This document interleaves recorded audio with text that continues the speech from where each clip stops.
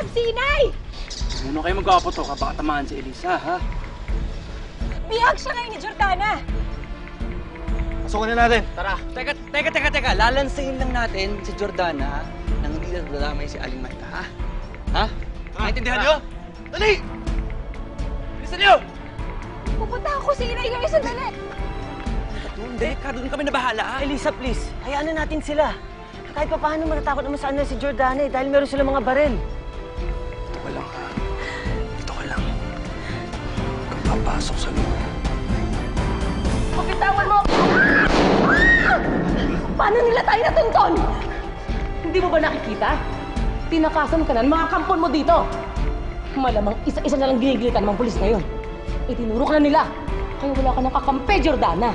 Kung wala kang kakampi, wala rin lalabas dito ng buhay.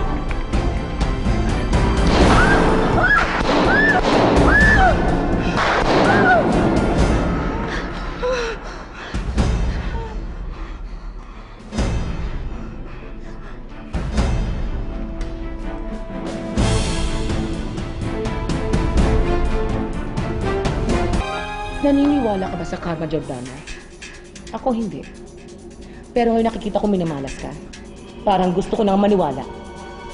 Sabi ang Prime Minister, naniniwala ka?